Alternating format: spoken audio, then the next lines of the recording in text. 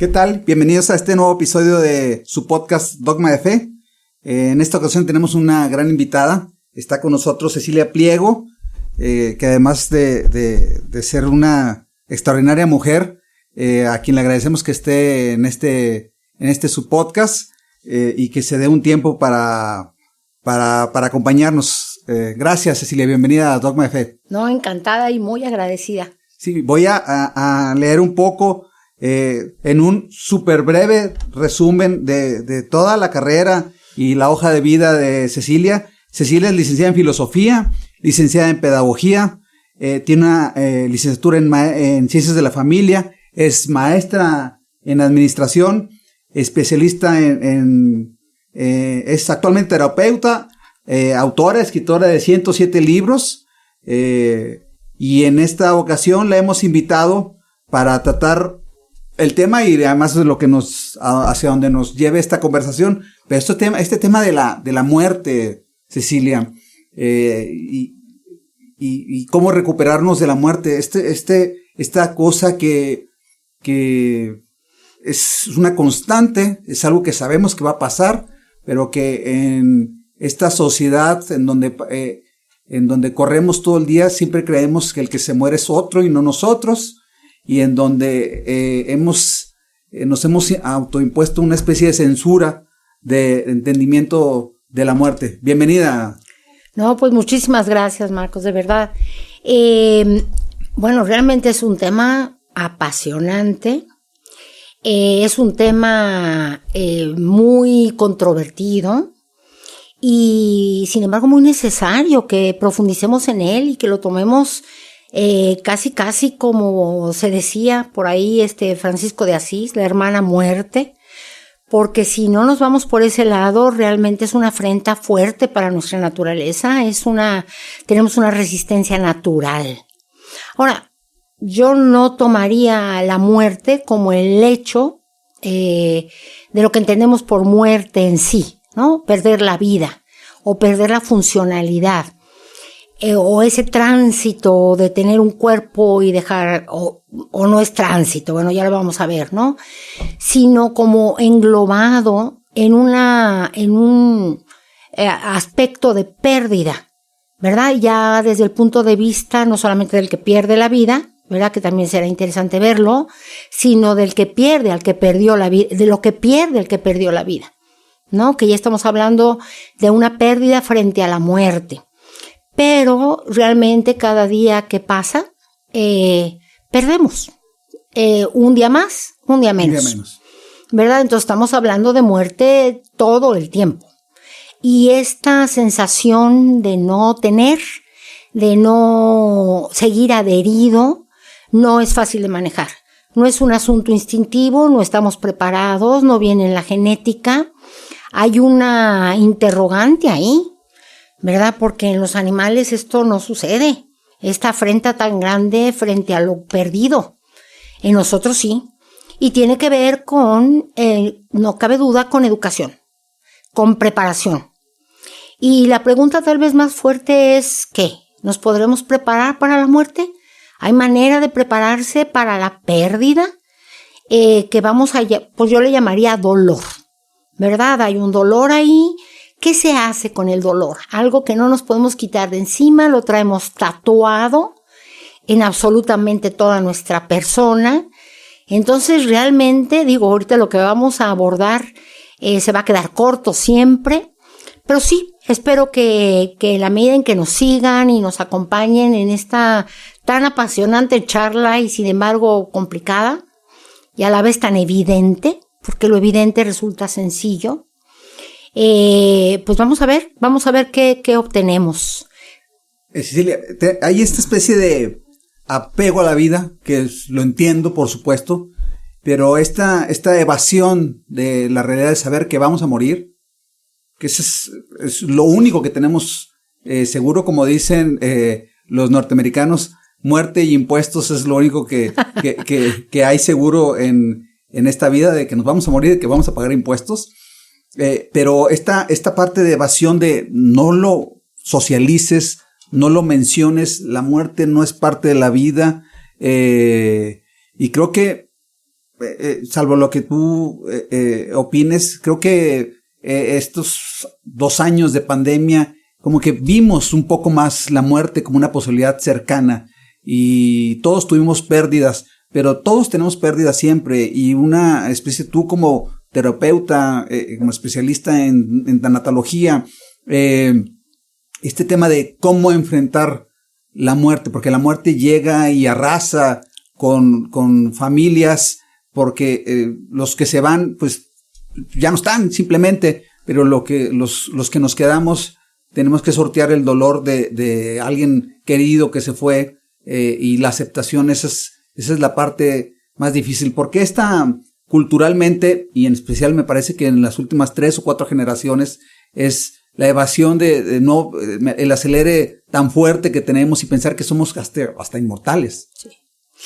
Bueno, mira, me vas a permitir, pero yo creo que hay algo más seguro que la muerte, y hay algo más seguro que el hecho de pagar impuestos. Y es un concepto anterior al de la muerte, y es el para qué se vive. O sea, nosotros no nacimos para morir. Sí es la finalidad cronológica, el término de algo caduco, de algo que se divide, que algo que se corrompe. Eso es un hecho, ¿verdad? Pero en realidad nacemos para algo. Y ese algo es anterior a la muerte, es lo que da sentido a toda nuestra vida, y es la razón por la cual la muerte nos afrenta, nos interpela. Es por lo cual no quisiéramos nada que tenga que ver con esa pérdida ni con ninguna menor. Y me estoy refiriendo a la felicidad. La felicidad es anterior, porque no hay absolutamente nada que hagas, nada. Por ejemplo, tú ahorita pues te estás tomando la barbilla, ajá, ¿verdad? En cuanto se te entuma un poquito el codo, vas a bajar. Lo voy a dejar, claro. Vas a dejarlo. Y eso es porque no hay absolutamente nada que hagas que no tenga que ver con tratar de estar bien. Siempre mejor que el minuto anterior. Eso habla de que tenemos una búsqueda incansable, realmente infiltrada en nuestra persona desde chiquititos, que vamos tras lo que nos parece bueno, agradable, tras lo que nos parece un sentido, tras lo que significa para nosotros. Y ese movimiento, porque es nuestro verdadero motor. O sea, no veamos en la muerte ese imán que nos está atrayendo. Lo que nos atrae realmente es el apetito de plenitud, el apetito de felicidad, el apetito de conciencia plena, el apetito de entender la vida y de darle significado. Pero resulta que somos corruptibles.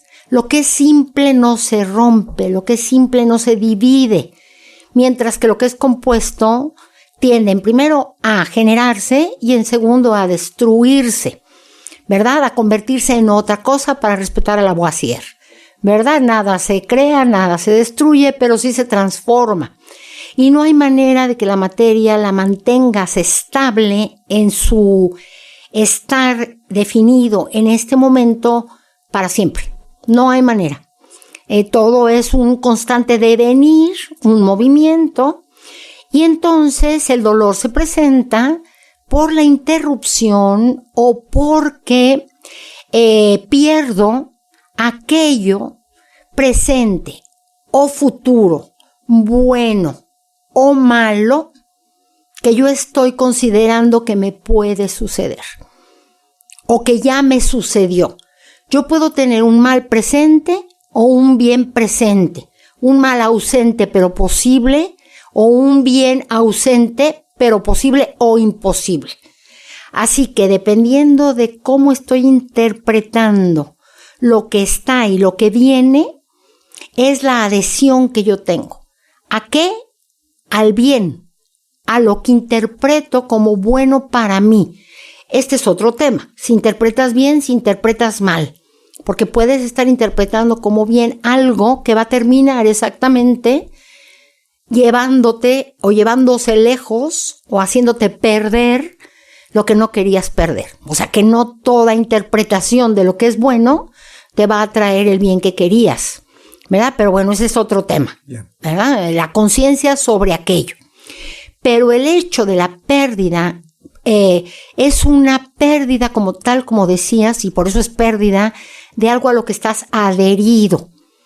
¿Por qué estás adherido? Porque lo quieres, porque representa para ti. Esto, por definición, se llama amor, ¿sí? Se llama amor en el sentido de que yo quiero ser uno con esa manzana roja, apetitosa, que está en el frutero y todavía no está donde yo la quiero tener, que es en mi boca, ¿verdad? Entonces, ese movimiento que yo tengo hacia la manzana, deseo de su dulzura, de que me quite el hambre, todo siempre pensándolo desde que es bueno para mí, pero yo tiendo a hacerme uno con ello. Eso se llama adhesión. Y en la medida en que más quiero, en la que más amo, porque hay niveles. Yo a la manzana me la puedo comer, triturar, convertir en mis huesos y mi sangre, deshacerme de la semilla. Sí, pero yo no puedo hacer con eso con una persona, ¿verdad? Yo no me la puedo triturar, devorar y deshacerme de lo que no quiero de ella. Es decir, hay de amores a amores. Y por lo mismo, por el tipo de realidad de la que se trata, también hay posibilidades de que tú tengas un amor mayor o menor, una adhesión mayor o menor. Muchos, por no sufrir, no se enamoran. Por no sufrir, no se entregan. Por no morir, no viven. Exactamente. Sí, un poco esta es la frase de que existe vida antes de la muerte. Un poco estamos aquí para vivir. Sí, la muerte es inevitable. Exacto. Pero, a ver, vivamos. Desde el punto de vista educativo, me lo han preguntado muchísimas veces, ¿hay maneras de educarse para no sufrir o para no morir o para prepararse para la muerte? No. Hay manera para educarse para vivir. En la medida en que tú vives con plenitud, la muerte toma un sentido. Entiendes. El amor tiene mucho que ver con la realidad, tiene mucho que ver con el realismo, con tu sensatez para identificar lo que efectivamente da plenitud y lo que te corrompe, lo que te mata, lo que te tira. Incluso muchas veces no es el hecho de la elección de aquel bien o aquel mal disfrazado de bien, porque si no, no es elegible. ¿Sí? No es eso, sino es el hecho de enfrentar la pérdida o la muerte de otro, en este caso de lo que estamos hablando. ¿Cómo manejo yo esa situación? Y entonces es cuando tiene presencia la tanatología, que tiene muy poco de tiempo, ¿no?, en estarse entendiendo. Y empezó por un estudio sobre la crisis. Yeah. Y la crisis tiene etapas, efectivamente. La crisis pasa por una serie de etapas que van desde lo emocional hasta el contacto consciente con determinada realidad. Y se amplía el concepto y ahora es un asunto que manejamos de lo más normal, que es la tanatología. Cecilia, me parece muy interesante esto que mencionas. A ti, sin, por supuesto, guardando la privacidad de quienes, por fortuna, pueden llegar contigo a entender y llevar mejor este proceso. ¿Cómo es? ¿Cuáles son los pasos? Yo tengo una pérdida y hay mucha gente que les es muy difícil superar una pérdida de un padre, de una madre, de un hijo, de un hermano. Siempre hay una especie hay un rompimiento brutal y uno quisiera decir hay un rompimiento en el orden natural, pero no, me parece a mí que no es así, porque, a ver, es tan básico como saber que como nacimos vamos a morir, pero esto es lo que mencionas, estos apegos que tenemos nos impiden entenderlo. ¿Cuáles son los pasos? ¿Cuáles son los primeros pasos para aceptarlo? Y si alguna vez se va a ir el dolor o va a estar ahí siempre presente. ¿Qué es lo que se te presenta a ti cuando llega alguien a intentar superar esto? Mira, viéndolo desde el apego, está claro que el problema es desapegarse. Que el problema es que me estoy deshaciendo, que aquello que amaba de esa persona. Vamos a ponerlo a nivel de pérdida de persona, que es lo más fuerte, ¿ok? La gente ahora con la famosa tanatología todo el mundo te dice, ve con un tanatólogo. Pues hay de tanatólogas a tanatólogos, sí, por supuesto, ¿verdad? Pero no es la primera reacción de una persona asistirse, ayudarse de alguien. La primera reacción es una especie de burbuja, ¿no? Que entra dentro de lo que se llama la negación. Esa burbuja es muy curiosa porque sí es una defensa propia de la naturaleza. Sí, bueno, es un poquito como casarse, ¿no? Que dicen que nos enfermamos de enamoramiento, porque si estuviéramos todos plenos, no nos casaríamos, ¿sí? Sino que tienes que tener una cierta somnolencia, una cosa ahí que te está faltando, alguna sustancia, para poderte aventar. Pero es una maravilla, es un apoyo, realmente es una escalera interesante a subir. Y aquí es lo mismo, es una burbuja. Una persona que recién pierde a alguien es muy curioso. Yo acabo de perder, por ejemplo, a una hermana hace 3 meses y a mi suegra hace 1. Y lo primero que se ocurre, por ejemplo, a mi esposo, es inmediatamente hablar con los hermanos y ver qué se va a hacer y resolver el trámite. Todos los trámites. Sí. Como si se está muriendo tu madre o se acaba de morir tu madre o un hijo o algo muy fuerte, tu ocupación se va por el lado de la operación, de la logística. Bueno, es una burbuja en la que uno entra porque no puedes entrar de plano en el contacto con perdón que insista, pero con este desapego. Te están arrancando tu piel, ¿sí? Bueno, obviamente el dolor está presente. Yo recuerdo cuando me dijeron de mi hermana, pues verdaderamente fue un ¿qué? ¿De qué me estás hablando? ¿Qué estás diciendo? Me tardé yo decía, no puede ser, si te lo están diciendo, lo estás escuchando, estás frente a una realidad, te acabas de quemar, ¿no? Nada, se da la burbuja. La negación. La negación ahí empieza, ¿sí? Ahora, las etapas no son consecutivas, no duran lo mismo en cada persona. A veces te llevas la negación en periodos durante todo el proceso. A veces la aceptación va desde el principio y eso te permite la burbuja. O sea, las etapas se mezclan, se aíslan, pero no va una tras otra como se supone.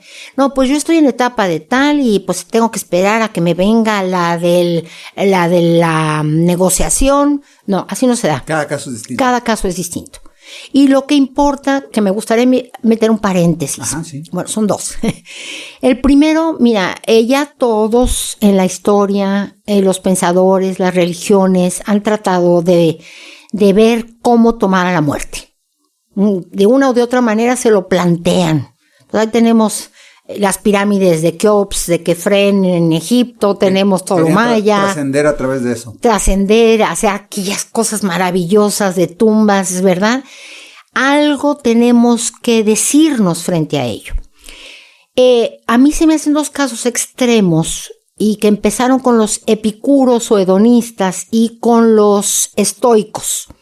Son 2 maneras frente al dolor supremo, que es 2 filosofías. Sí, son 2 filosofías contradictorias aparentemente. Pero en ambas, lo superior a la muerte es la felicidad. Sí, o sea, ellos piensan que lo que debe de buscarse es la estabilidad arriba, la estabilidad de la felicidad. Por lo cual se plantean 2 caminos diversos de cómo no perderla, ¿verdad? Entonces, los estoicos, por su parte, piensan en una cosa que se llama la ataraxia y la epogé. Ataraxia significa algo que todos estamos buscando, por lo cual nos estamos como orientalizando en términos de filosofía, de religiones. Esta ataraxia significa imperturbabilidad del ánimo. O sea, es toda una escuela que muchos padres lo hacemos, los hombres no lloran, ¿verdad? Es una escuela donde no permitas que tu ánimo se perturbe. Si tú te emocionas, pierdes. Tienes que controlar la emoción hacia agradable o en desagradable. Tú es mejor que te mantengas a nivel cabeza, emitiendo juicios, pero definitivamente no sientas. Esa es ataraxia. Y todos quisiéramos, mucha gente a mi consulta llega con la idea de inyéctame, ¿verdad? O sea, dame un paliativo, dame algo para dejar de sentir esto. Ahora hay medicina para bajar la actividad de la amígdala, que es el cerebro, cerebro primitivo, cerebro reptiloide, de forma de nuez que tenemos en medio de las orejas, y que lo más normal es que frente al dolor saque una hormona que se llama cortisol, que está provocada por la emocionalidad y que te trata de defender a como dé lugar, ya sea por la burbuja o por las diferentes etapas de las que vamos a hablar. Tenemos un disparo de cortisol inmediatamente cuando tenemos una pérdida o un evento así, digamos, brutal, y es una especie de defensa natural hacia el hecho. Tan grande que se puede hablar del rapto del cortisol, del secuestro que hace el cortisol. El cortisol es una maravilla instintiva, que por impulso llega un primer impacto fuerte, ¿ok? Ese impacto tiene que ver con la memoria del animal. La memoria te refiere, el pasado no existe, pero la memoria del pasado sí. Y la memoria te va a tratar de defender, poniendo hasta adelante lo desagradable que viviste. No lo quieres volver a pasar. Así que te dice, cuidado con el lobo, cuidado con el tigre, ¿verdad? Esta imagen que te estoy pasando, te doy unos segundos para que la sopeses, si la puedes enfrentar o tienes que huir. Estamos hablando del cortisol que te está haciendo ese planteamiento. ¿Puedes con ello o no puedes con ello? Es increíble porque decías hace un momentito algo interesantísimo. No estamos siendo educados para reconocernos humanos, corporales, limitados. Yo he sufrido... Finitos. Yo he sufrido 3 accidentes que me han roto 18 huesos. Vale. ¿Verdad? Y reales, accidentes de carro. O sea, me quedé, después de cada accidente te quedas como flotando. Yeah. Y te quedas como que el carro no... La memoria te dice que el carro no está arraigando las ruedas o no está sobre el pavimento. Cuesta mucho trabajo recuperar esa sensación. Eso es la ataraxia, ¿de acuerdo? Ahora, la EPOC-G es todavía un camino más alto que buscan los iniciados, digamos, yeah, ¿no? Que es la suspensión del juicio. Vas a encontrar más felicidad si suspendes una emisión de tu juicio de bueno o malo, favorable o desfavorable. O sea, tienes que tener un control desde tu conciencia, ¿verdad? De ni siquiera emitir un juicio sobre lo que está sucediendo. Tiene mucho sentido, porque de alguna manera también te está diciendo, tienes que lograr la resistencia a ni siquiera tener conciencia de lo que pasa, para no sufrir. Un control exógeno, aunque termina siendo endógeno, un control para no emitir, porque de ahí ya se dispararían las emociones, ¿verdad? Que sería el asunto de la ataraxia. Entonces, mucho orientalmente se preparan para estar sobre clavos, para estar sobre fuego, para recibir golpes. Para saber que el dolor va a venir. ¿Y cómo manejarlo? Y no sentirlo, yeah, incluso no sentirlo, porque es lo que quisiéramos. Hoy en día tú vas al dentista y tú le pides que te ponga pomada de gilocaína para que no te duela la inyección que trae la gilocaína líquida, para que no te duela la muela. O sea, eso ya es una fuga muy interesante. De estarle sacando la vuelta a cualquier tipo de dolor, digamos. Así es. No quisiera saber la muerte, por supuesto, por eso lo evadimos. Entonces, más que infinitos, nos sentimos inmortales, ¿verdad? Y tratar a tus hijos como inmortales, a tu pareja como inmortal, a tus padres como inmortales, aunque tengan 95 años, verdaderamente es un desajuste de tu juicio con la realidad. Y eso es en gran medida lo que va a traer la intensidad del dolor. ¿Sí? Entonces, prepararte, estábamos hablando de la burbuja, sí, ¿verdad? La burbuja te permite que hagas las primeras acciones porque te quedarías paralizado del dolor. La burbuja puede acompañarte durante mucho tiempo y sigues pensando. Entonces, ¿qué hay que hacer? Porque está en este estado de negación, que no significa no se murió, no significa no me quemé, y no significa no estoy en el hospital, porque sí estoy en el hospital, y sí se murió y sí me quemé. No es esa negación. La negación es de todas las consecuencias que una pérdida va a traer a tu vida. Se fue la persona y no solo la persona. Te fuiste un poco tú, se fue tu conciencia, te quedaste quebrado. Ahora estás un poco disfuncional, no estás alineado como cuando estás en paz. No solo esto, te desarticulas respecto a quien te rodea. No quieres oír comentarios de la gente. De hecho, en Europa se usa que ya no hay velorio nocturno.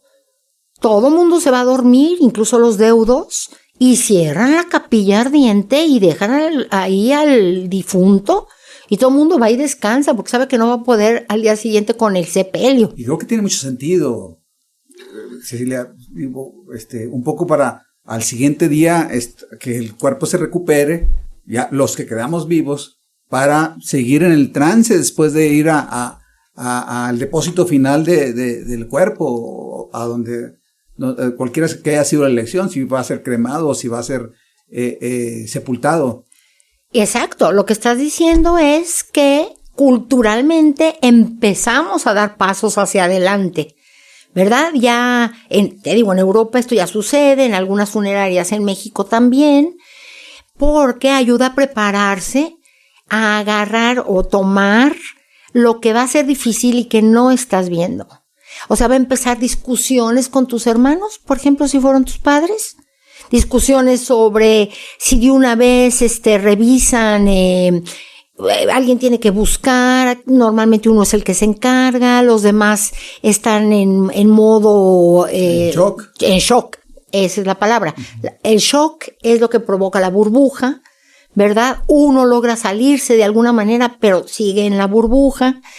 Además, ¿qué tantas emociones vas a empezar a tener ahí? La siguiente emoción ya de etapa es la ira.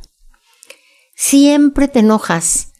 ¿Qué dice eso? Que hay una resistencia natural a que si tú estás hecho para unirte al bien y ser feliz con él, ¿de dónde caramba viene el que no puedes obtenerlo o se va? ¿Por qué me lo quitaron de repente? Exactamente.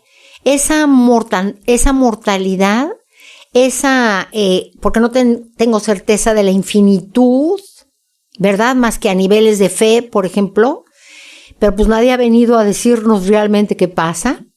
Entonces tomas una postura al respecto, ¿verdad? Pero finalmente el cortisol se apodera del asunto. Entonces ya no te va a dejar que uses el razonamiento como lo usas normalmente. Tengo una concuña, psiquiatra. Uh-huh.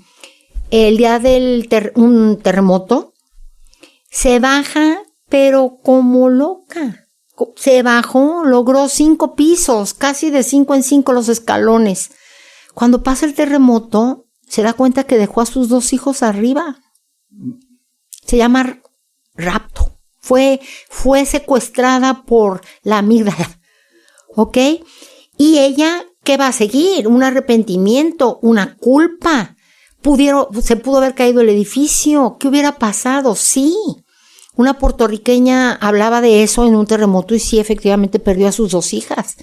Estuvo 1 año en terapia en un equipo de salvamento para ayudarle a acercarse a la realidad del dolor muy poco a poco. Pero, vamos, no estamos culpando a esa reacción. Es el instinto natural de autoprotección, de nosotros intentar salvarnos, por supuesto sin juzgar a esa madre. Su primera reacción es sálvate tú. Absolutamente, pero esa me gustaría como que fuera la parte, ¿no?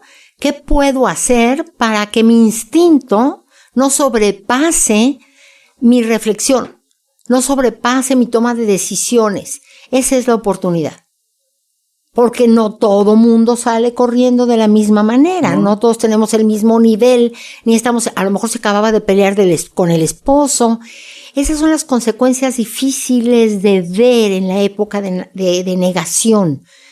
¿Por qué yo estoy más vulnerable? ¿Por qué a mí me dolió más? No solamente estoy perdiendo la liga con la persona, estoy perdiendo los desayunos que tenía los viernes, estoy perdiendo ese diálogo que teníamos cuando estábamos en Zoom, mi vida se desvió de donde estaba.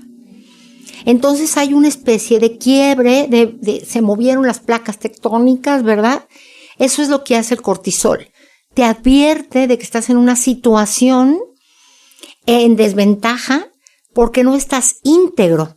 Un conejo olfatea al lobo, la memoria le avisa de lo que viene, tiene fracciones de segundos para distinguir si puede enfrentársele o si es necesario que corra con todo y crías o a ver cómo le hace. Entonces, ¿qué pasa con el cortisol? Va a las suprarrenales, de ahí se integra al torrente sanguíneo, perdón, y va dando órdenes a los diferentes sistemas del cuerpo. Entonces, lo que quiere es que toda la sangre posible vaya a dar a las patas, porque las patas son las que van a salvar. Entonces le va a quitar sangre al sistema digestivo, en ese momento no tiene hambre, tal vez le va a quitar sangre al sistema genital, ¿verdad? Al reproductor. ¿Qué va a hacer? Engrosar la piel, va a hacer fortalecer los músculos, va a hacer que se agudice su vista. Causa un cambio total en el animalito, ¿de acuerdo? Entonces, gracias al cortisol se salva, no siempre, ¿verdad? Hay veces que no es posible eso, pero bueno, llega a salvarse. Ahora, imagínate que nosotros también emitimos cortisol, pero no por un tigre. No por un lobo, sino porque me vio feo mi pareja. Y nos ponemos en modo de defensa. Totalmente. Y asumo que debe ser muy agotador estar bajo el reinado del cortisol, porque tiene su función, pero el exceso y durante tanto tiempo estar bajo los efectos del cortisol, supongo que debe ser agotador para el cuerpo. Tremendamente agotador. No debería de estar. En nosotros se hace crónico, porque no nada más es el gesto que te hizo tu marido en la mañana. Se va a juntar con una cosa que no sucedió bien en la oficina, con el tráfico, con que no me van a dar las vacaciones que yo esperaba, con que no tengo el bono económico que yo quería. Muchas pérdidas que no tengo visualizadas y por las cuales saco cortisol. Pero imaginemos un círculo. En ese círculo lo voy a dividir a la mitad. Normalmente el 50% estás hablando de un asunto genético, lo que heredaste. Tus genes traen una serie de información. Ese 50% dejémoslo ahí. Luego tenemos un 20% más o menos, puede ser menos, ¿verdad? De aquello que no controlas, Marco. No controlas, ¿ok? Ahorita vemos qué es eso. Y tenemos un 30% de lo que entra del campo voluntario, de lo que sí está bajo tu control y tu libertad. Bueno, el 80% de tus sufrimientos y de los míos normalmente se deben a que usas el 30% del voluntario para tratar de meterte en lo que no controlas. O sea, estás con cortisol tratando de mover una pared de ladrillos perfectamente construida, la misma pirámide, ¿verdad? Que no vas a poder hacerlo. No lo vas a hacer. Sí. Y te va a doler todo. Y te vas a cansar y desilusionar y creer que la vida se te fue porque no lo... O sea, empiezas a centrarte en lo imposible.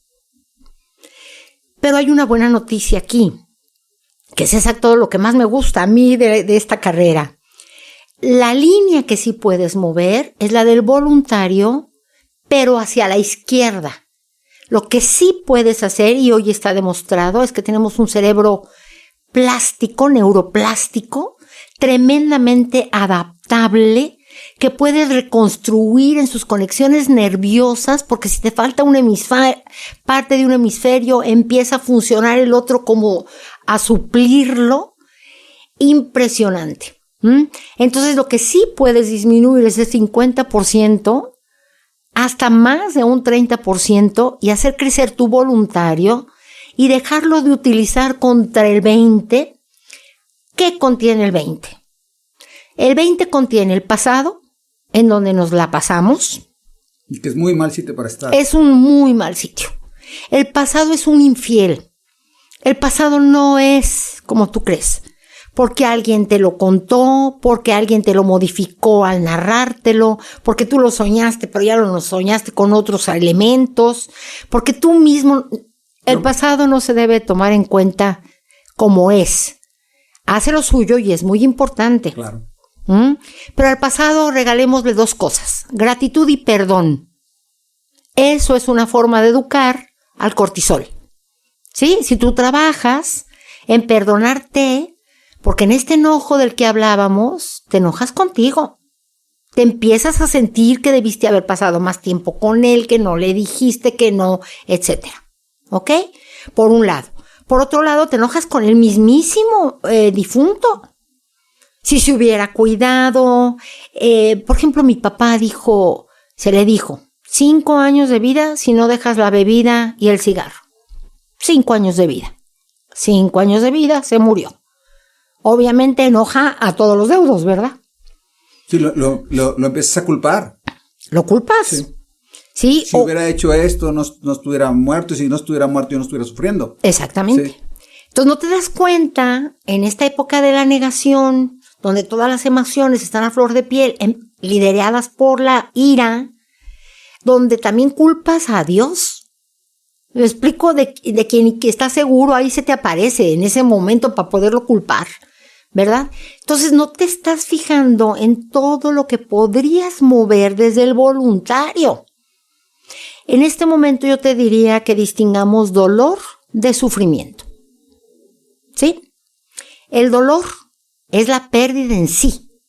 Es la parte objetiva de todo este trastorno. Es la parte neurológica. Es la información que está ejerciéndose y el dolor es una maravilla. ¿Te imaginas si no hubiese dolor? Si no hubiese dolor, no te quedabas con la persona los años que tienes casado. Sí, sí, ¿verdad? Por supuesto. Si no hubiese dolor, no tratarías de ayudarle a un hijo a que se eduque. Si no hubiese dolor, no recuperarías tu manera de ser anterior a la pérdida. El dolor es una maravilla, por eso la presión alta es la muerte silenciosa, porque no provoca dolor. Muy pocas cosas no provocan dolor. El dolor es una maravilla para el cuerpo, ¿ok? Entonces, no hay manera de quitarlo objetivamente hablando. Pero si quieres anestesia, para que no te duele, no te estás autoeducando ante el dolor. Cada evasión ante una pérdida, lo que está provocando es que el cortisol desde el pasado se pasó al futuro. Y te voy a decir en forma de ¿qué? En forma de soledad. Cuando tú te ves adelante sin esa persona, te invade. Un poco así, ¿qué voy a hacer sin él? ¿Qué voy a hacer? Sí. Y esa soledad es muy fuerte porque soledad significa no puedo yo conmigo y no hay nadie que pueda conmigo. Esto es tan grande que ni un tanatólogo, ni mi mismo marido que sufrió lo mismo que yo, la pérdida en el hijo, nadie, estoy solo. Ahí sí tomo como conciencia de mi finitud, ¿verdad? Pero cuando yo me veo solo, lo que se provoca es miedo. Y entonces empiezan a generarse todos los miedos, que es la forma más defensiva que existe. No hago por si sucede. Entonces ya no estás en la memoria, estás en la imaginación. No existe el futuro, pero sí existe la imaginación sobre el futuro, no la planeación. Es un concepto distinto. Otra vez la amígdala, con una serie de emociones, te está tratando de defender de lo que te avisó el pasado, que de todas maneras se te va a presentar, y tú quieres de una o de otra manera evadirlo, y lo que causa es normalmente no movimiento. Y el movimiento, por definición, es ir tras los bienes, tras la felicidad. Se mueve el que va tras algo. No se mueve o el que está completo o el que aún le falta todo. El deprimido total tiene un problema de falta de movimiento. Y el pleno total, el cual no conocemos, ¿verdad? Es una totalidad de plenitud. ¿Sí? Entonces, el cortisol, ahora le llaman los neurocientíficos, es como si se te abriera un túnel en un lado de tu mente. Entonces tienes 10 segundos, Marco, para saber si lo vas a manejar desde el voluntario el asunto o si vas a meter un dedito adentro de ese túnel. Ese túnel tiene un imán poderosísimo en el fondo que arrastra sin remedio al detectarte. Se llama cortisol. Vas a dar vueltas, no sabes dónde está el norte, el sur, el este, te va a arrastrar hasta que topes contra el imán y ya no eres tú. Ya no estás en el timón de tu barco, ya no estás a cargo, ¿sí?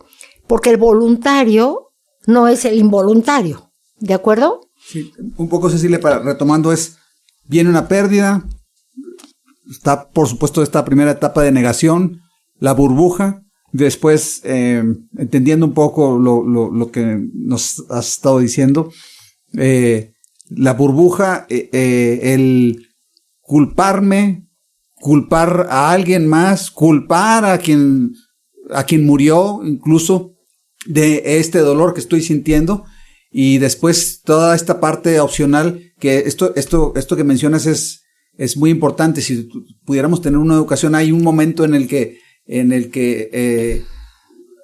tenemos un lapso de algunos segundos para poder definir, y si lo pensáramos bien, oye, ¿a qué camino me voy? ¿A este que me va a arrastrar? En un mar que me va a estar sumergiendo sin posibilidad de estar saliendo, o hacia esta otra posibilidad un poco más de entender el proceso de la muerte. Qué interesante. Nada más quiero decir que los científicos le llaman bucle. Yeah. ¿Ok? Por si lo ven a oír por ahí. Ajá. Y los escuchas. Efectivamente, ¿sí? Estamos hablando de que el cortisol te puede capturar si no aprovechas lo único que tienes, que es el presente. Lo que está pasando es que se está enganchando el pasado con el futuro sin darle espacio a tu toma de decisión. No estás decidiendo tú, se está decidiendo por ti. Otros te dicen vente, te empiezan a apapachar, te dicen vente a dormir, te dan una pastilla para que se te relaje el cortisol, ¿verdad? Te quedas ahí como atontado para que no sientas el dolor. Otros deciden por ti, porque tú no estás. Incapacidad de decidir. Es una cosa tremenda todo el tiempo no tenerte a ti mismo, perderte de ti. Es el peor momento psicológico.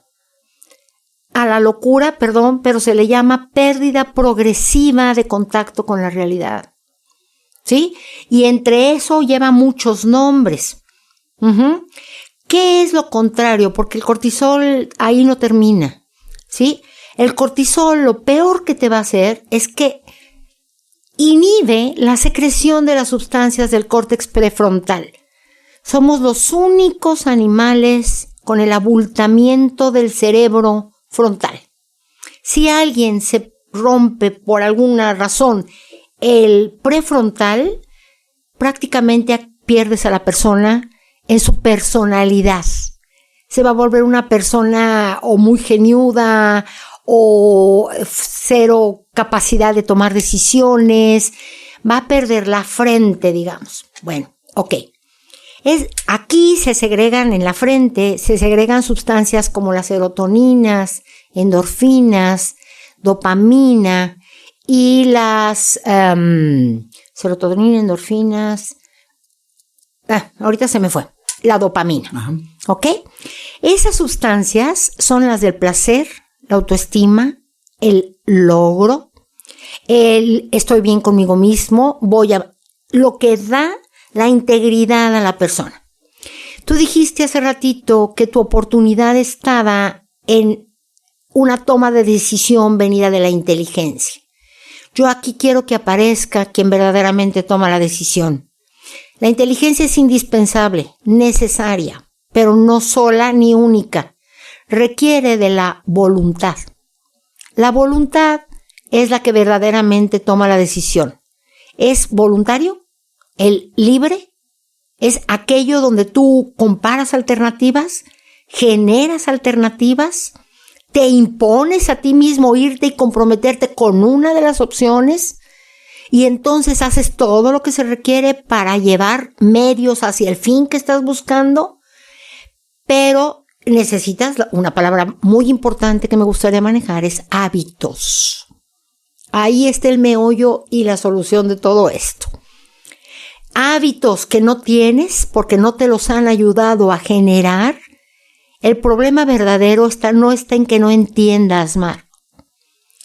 El problema está en que no quieres, en que no tienes la fuerza para decidir. Los hábitos deben ser de la voluntad sobre todo.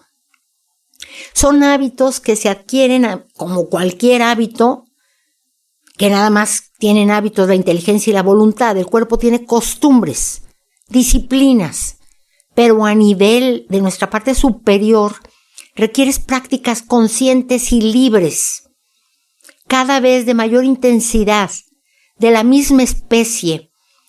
Lo que hago yo en la terapia es ayudar a la persona a que avance en las etapas y genere sobre todo movimientos volitivos, que empiece a tomar decisiones, para lo cual sí requiere una conciencia plena de presente, ejercicios de que no puede irse al pasado así, porque no se va queriéndolo.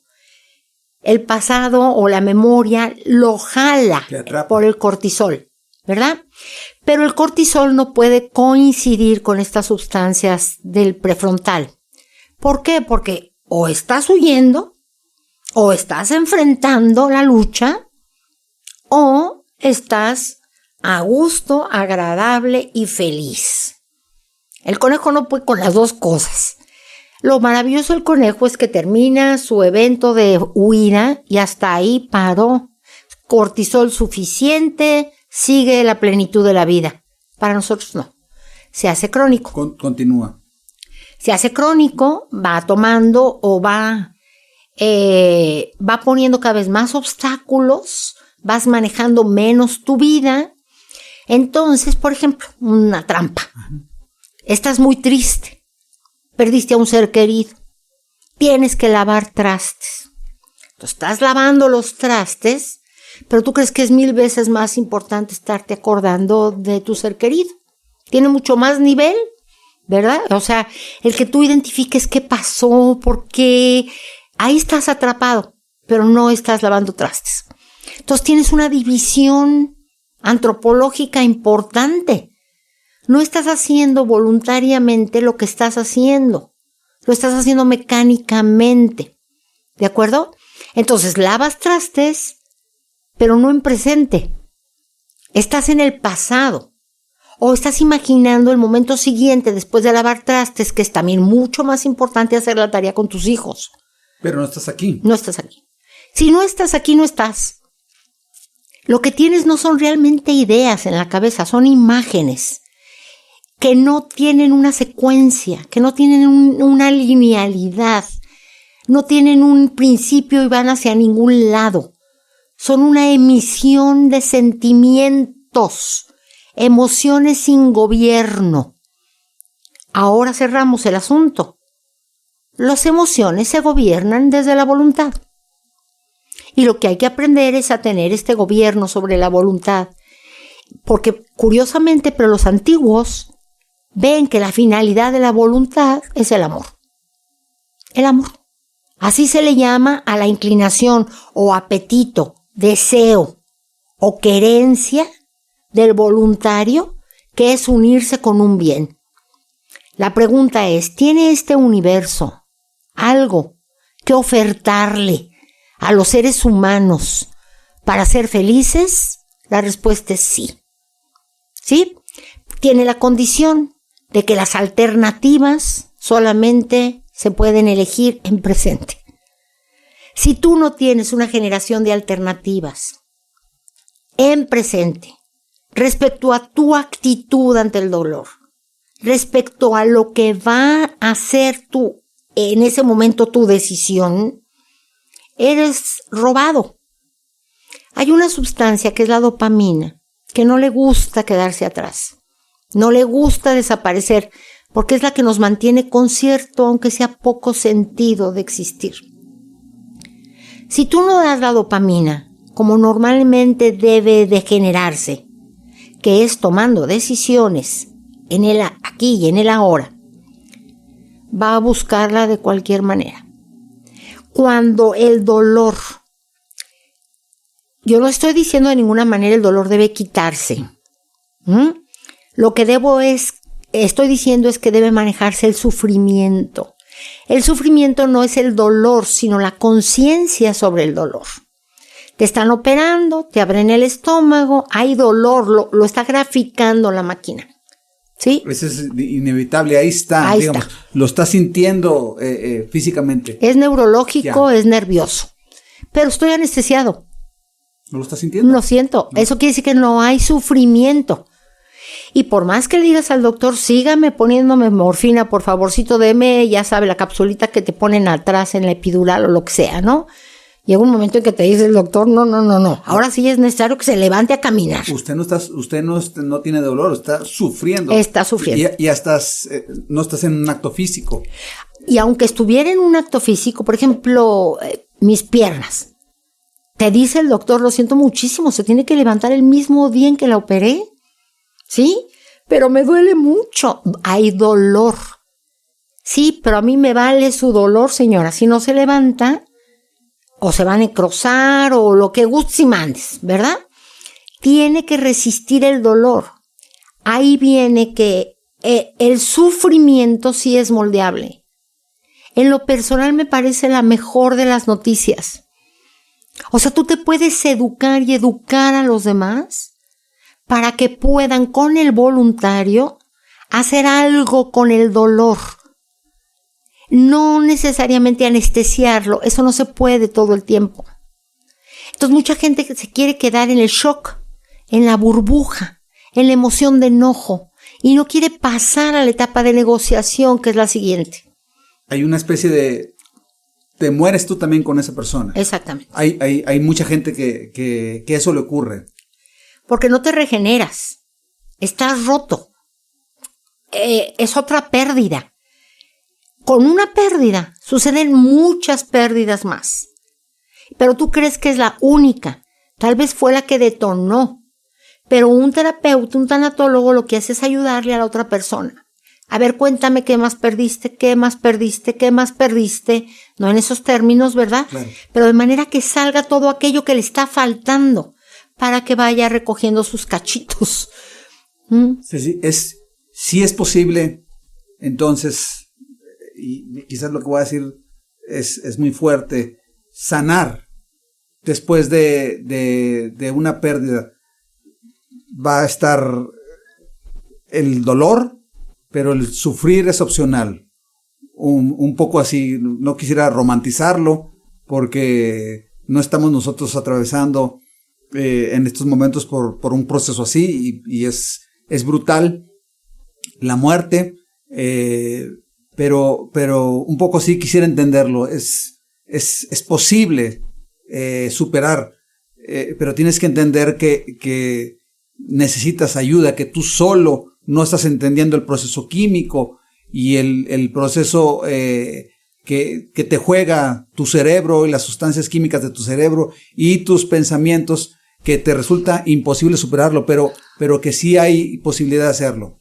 Exactamente, en 2 líneas. Una, que la persona entienda, lo cual es mucho menos complicado, a que quiera.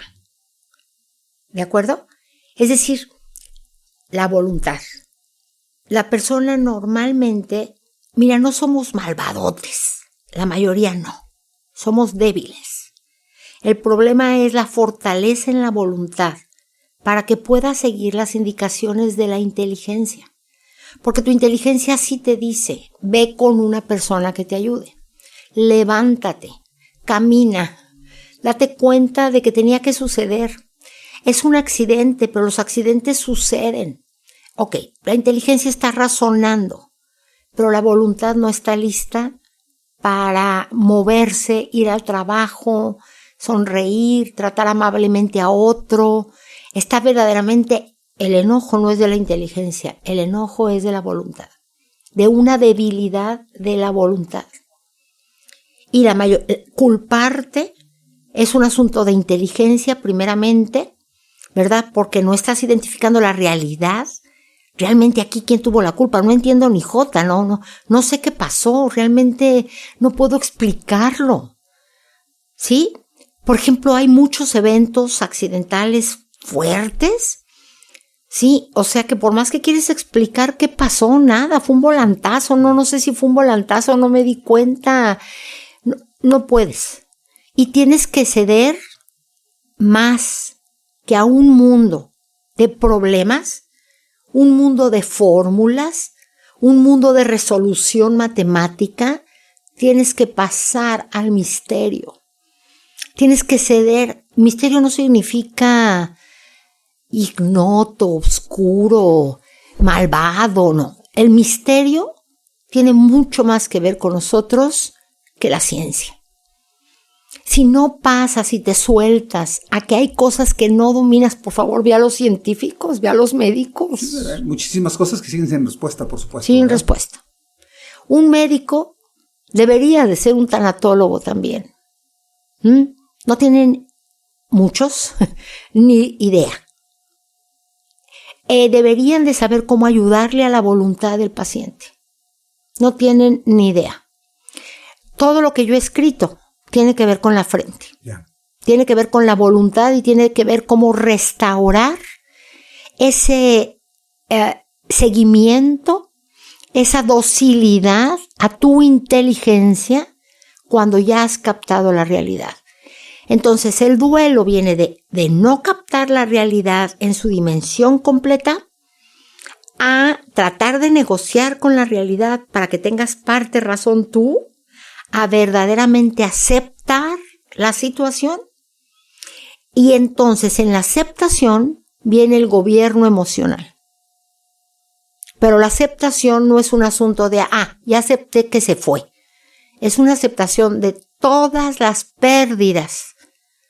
Tienes que sentirte cómodo con el dolor, cómodo con sentimientos desagradables, pero con esperanza.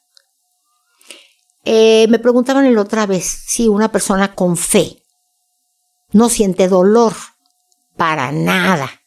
Eso es una equivocación. No por tener fe deja de haber dolor.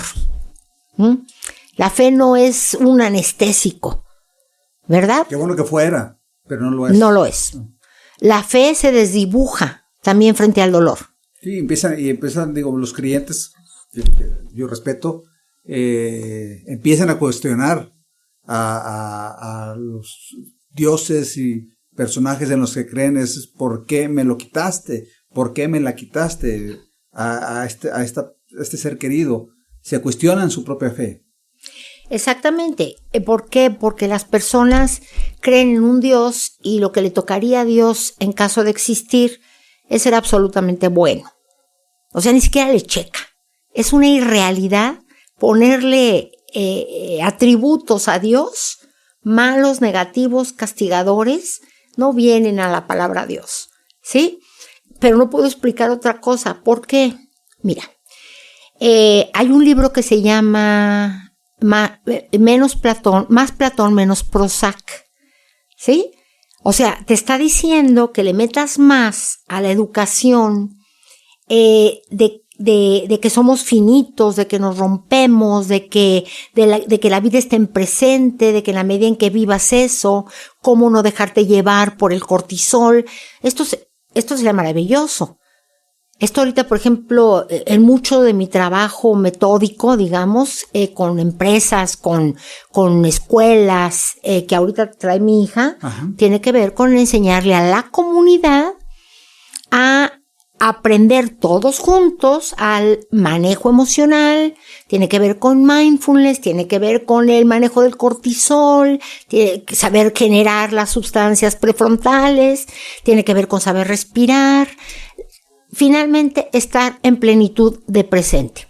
¿De acuerdo? Yeah. Pero eso no es nada fácil. Entonces, para abrir hueco entre el pasado y el futuro requieres de mucho razonamiento, por eso es Platón, ¿verdad? O sea, realmente y pensamiento. Menos Prozac. Y menos Prozac. Ya en las escuelas no se da filosofía. Bueno, yo la defiendo con toda el alma, es mi pasión total, pero sin pensar. Sí, hay toda una...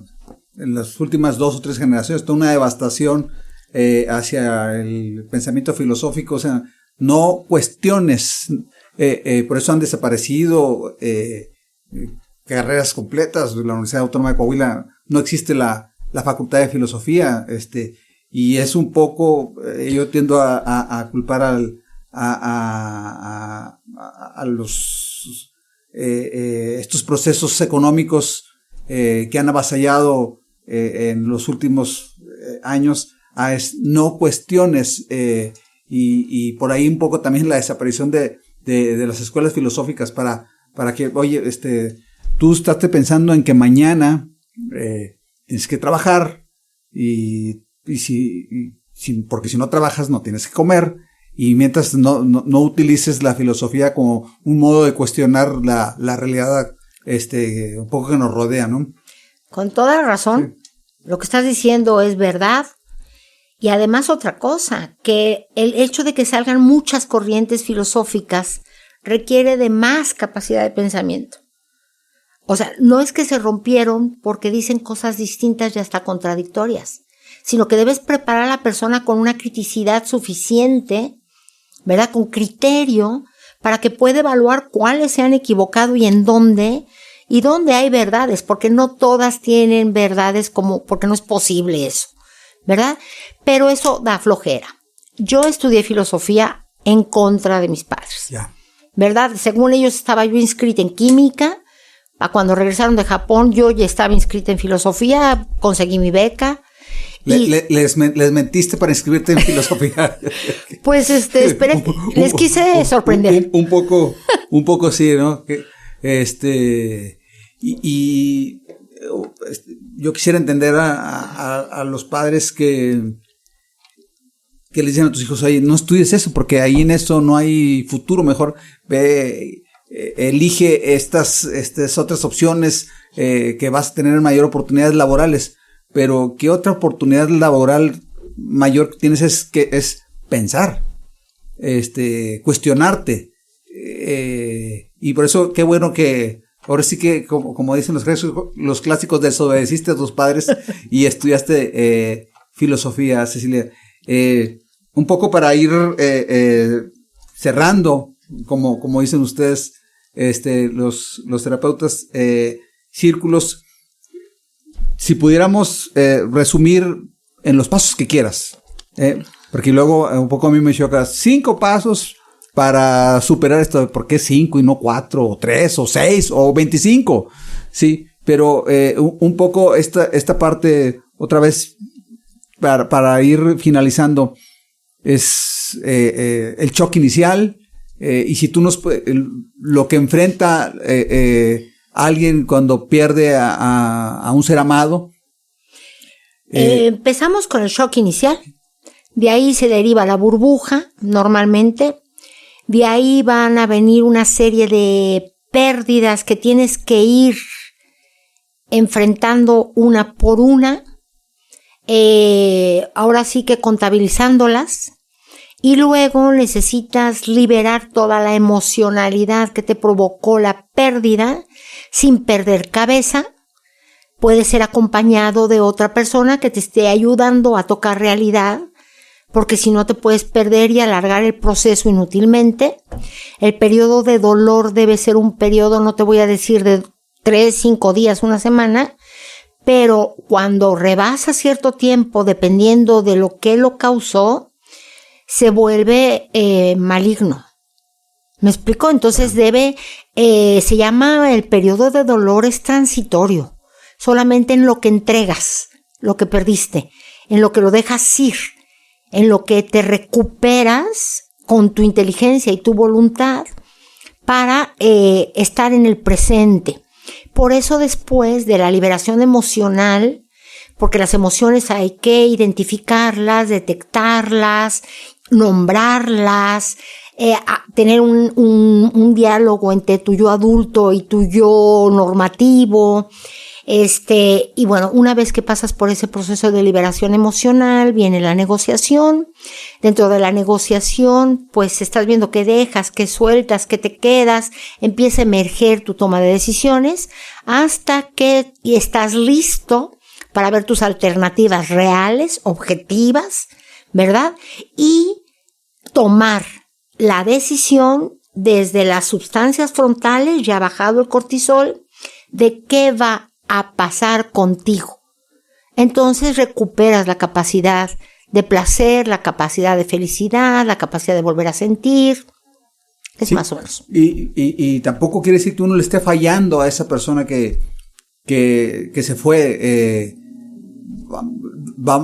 Incluso lo que mencionas, el dolor va a estar ahí. El sufrimiento es algo que ya estás empezando a negociar contigo mismo. El dejarlos ir no es fallarles, porque me parece que también hay en esta especie de apegos que tenemos, es que si ya no le rezo, si ya no pienso en él, si ya no le dedico una canción, si ya no lloro hoy por él, le estoy fallando.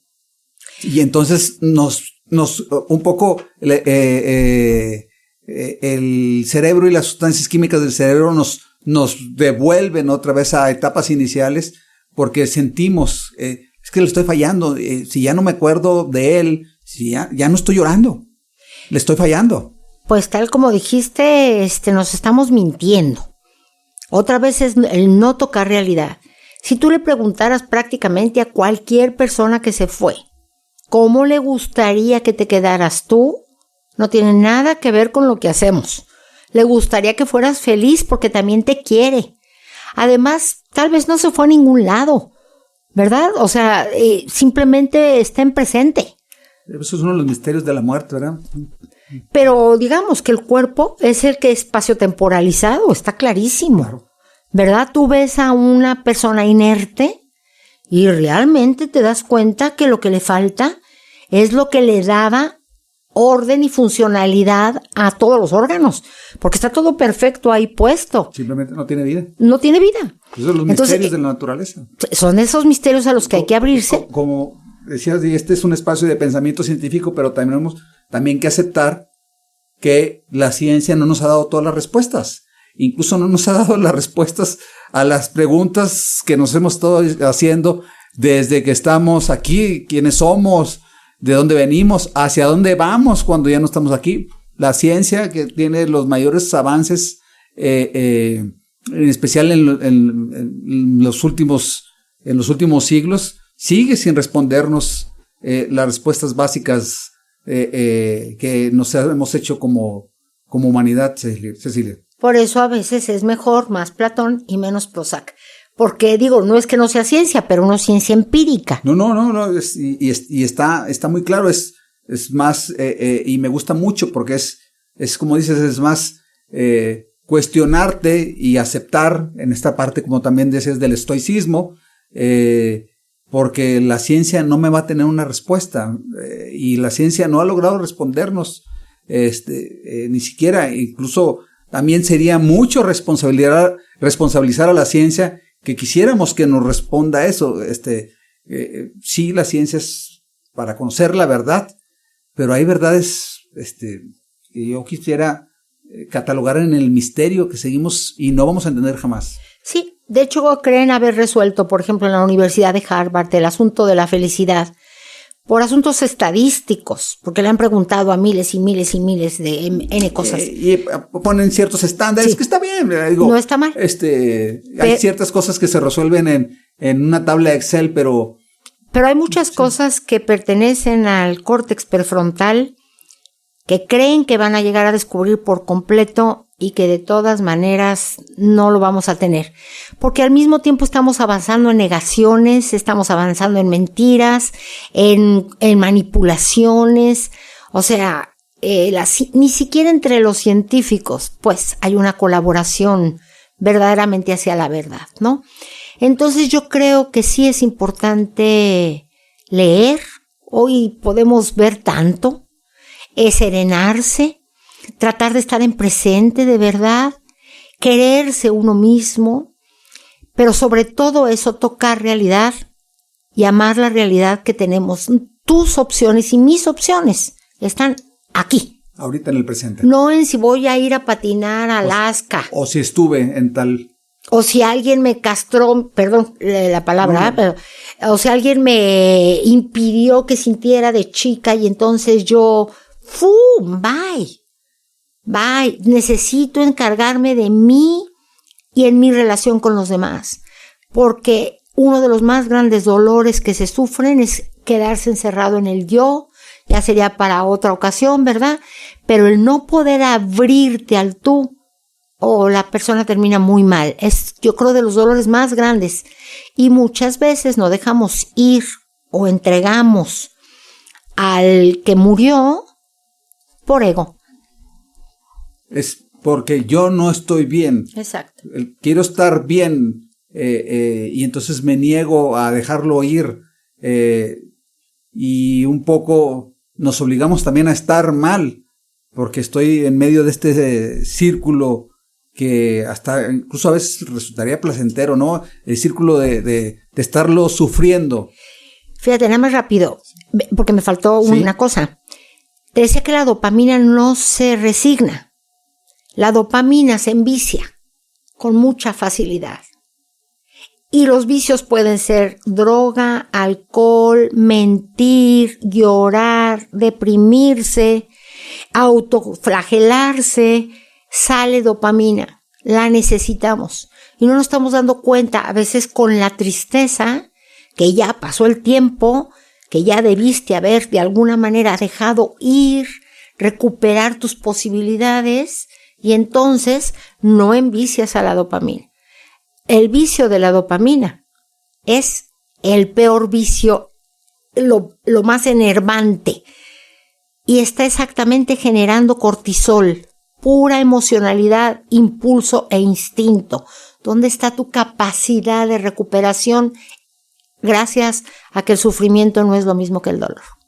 Yo creo que eso podría ser el resumen de esta charla que de verdad que ha sido de un gran aprendizaje, y espero que quienes nos ven y nos oigan a través de todas las plataformas en donde Dogma de Fe se transmite, ese podría ser el resumen, quizás, Cecilia. El dolor, pues, es inevitable, pero tiene un tiempo determinado. El sufrimiento sí es inevitable. Sí lo puedes evitar, perdón. Y es administrable, pero para eso se necesita, quizás, si el que lo quiera, ir con un profesional. Cecilia, para ponerlo aquí, van a aparecer abajo tus redes sociales. Bueno, es con mi nombre, Cecilia Pliego Garduño. Ya. Uh-huh. Perfecto. ¿Estás en Facebook? ¿Estás en...? Tengo otros que es Espacio, okay. S-P-A-C-I-O. Ok. Espacio 21. Ya. En Facebook. En Facebook. Perfecto. Pues muchísimas gracias, Encantada. Cecilia. Ha sido muy aleccionador. Todos hemos tenido pérdidas, todos vamos a tener pérdidas, nosotros nos vamos a ir, y me parece que toda esta educación es muy importante para saber cómo quizás puede ser un buen camino. No hay una fórmula, me parece, pero hay bastantes estudios ya de especialistas como tú, de saber cómo poder enfrentar este difícil trance de cuando tenemos una pérdida, murió un hijo, una hija, nuestros padres, nuestros hermanos, un amigo, hay caminos. Definitivamente, perdón, voy a cerrar con un mal chiste. No, hombre. Pero mi esposo me dice mucho que yo me estoy yendo poquito a poquito, ¿verdad? O sea, porque ya perdí las piernas o ya perdí la espalda, ¿verdad? Pero en realidad todos nos estamos yendo poquito a poquito. Pues sí, como dices tú, cada día más es un día menos. Así es. Muchísimas gracias, Cecilia. Fue un gusto, un placer, de verdad. Hombre, gracias a ti por asistir. Gracias, y nos vemos en el siguiente episodio de podcast, de su podcast Dogma Fe. Gracias.